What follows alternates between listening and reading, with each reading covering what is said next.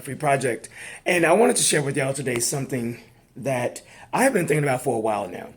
And it's really been concerning me, but I was just like, okay, James, go ahead and just let this simmer a little bit. Go ahead and let this just, marinate, let it simmer before you say anything about it because you want to make sure, well, you want to feel like that you make sure that you're led. And I feel like now is the time to talk about this, and it's going to be pretty quick here, but I did want to share this.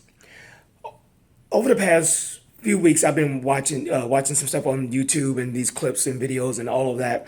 And I've been noticing there's been somewhat of a pattern, especially now with the elections and so forth, coming around the corner and with the Democratic Party.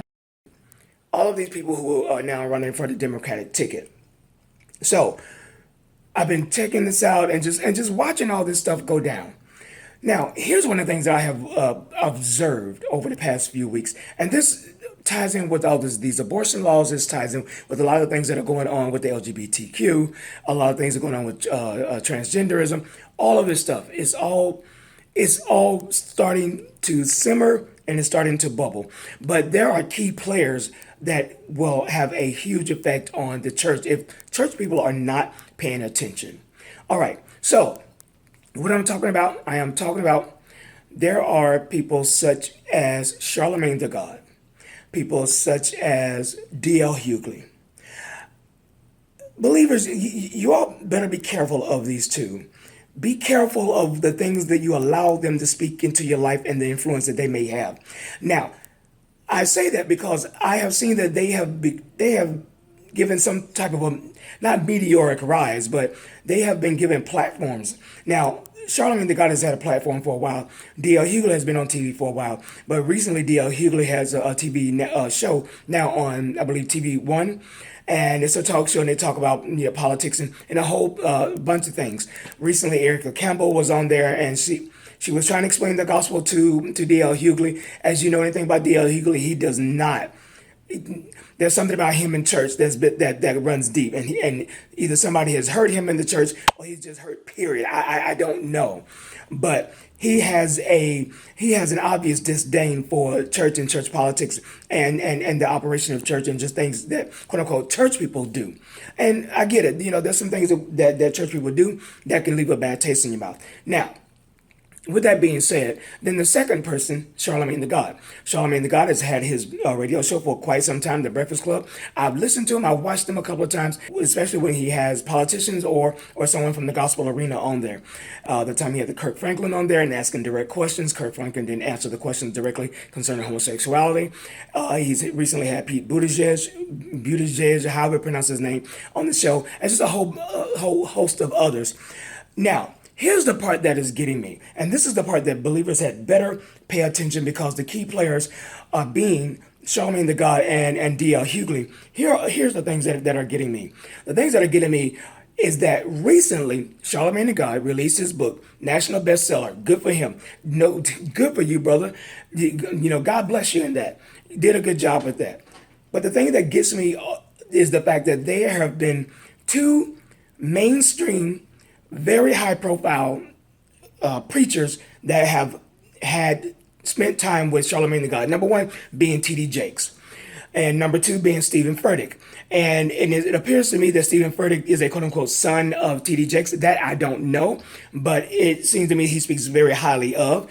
And so the first time when I saw T.D. Jakes interviewing Charlamagne the God, and they were discussing the book. Get it? They discussed the book. Here's my problem with that, and it's just a problem. And I could be far-reaching with this, but when you get high-profile people like that, and you place someone such as Charlamagne the God, who in my belief is not a believer, and certainly not a sold-out believer for Jesus Christ, based on some of the things that he says and the fruit thereof that I can see only.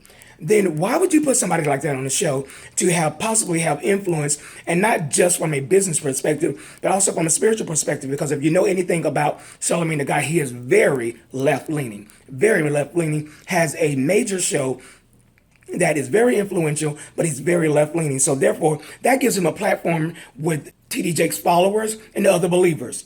And so I asked myself, why would they have Charlamagne the God on there?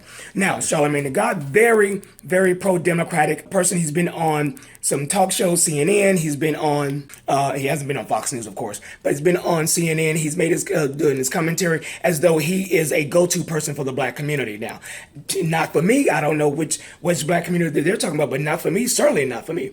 And so I have said to myself, now, why is he being lauded as the voice of the black people? Now, he may represent millennials, and that could be the case. And because he does have such a large voice and a large platform, so he could be representing millennials, but certainly not Christian millennials. And with that being said, I'm wondering why did TD Jakes have him on his show? Then you have Stephen Furtick. There's a video with him and Stephen Furtick going through North Carolina. I believe that's where they're both from.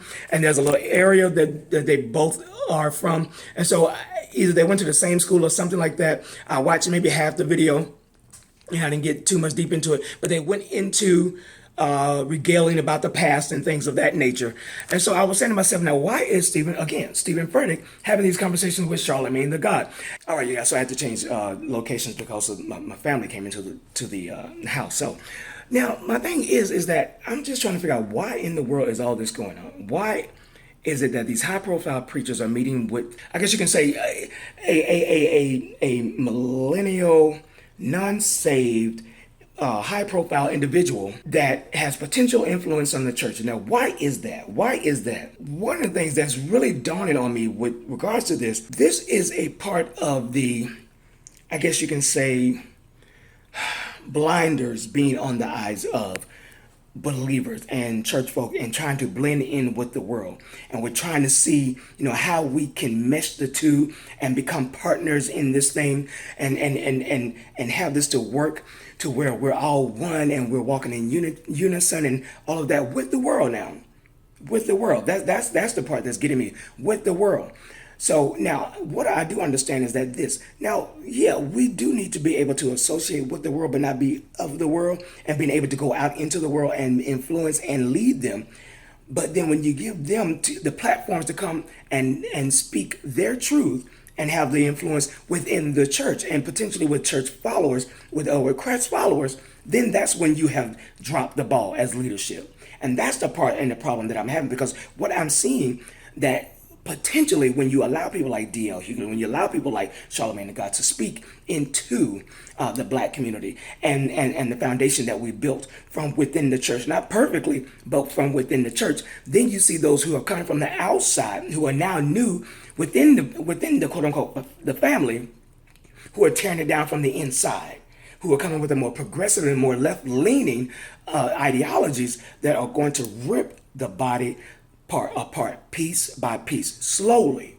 See, that's how the enemy works. He works slowly. He doesn't have to do it all at once. He can come in and do it very slowly, like a disease that's growing inside your body, and you don't even know it. You can't even feel it until the symptoms are obvious. And that's what's happening when we see our well-known, quote-unquote, pastors and leaders, because, neither one of those people that I mentioned previously are leaders to me, because I let that go a long time ago, that part.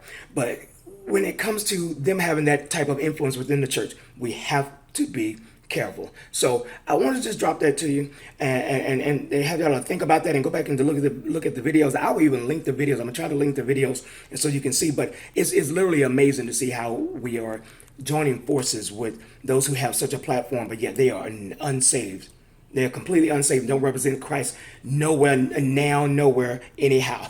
All right, so this is James from Line Free Project. Remember, Jesus Christ is Lord. All right, peace.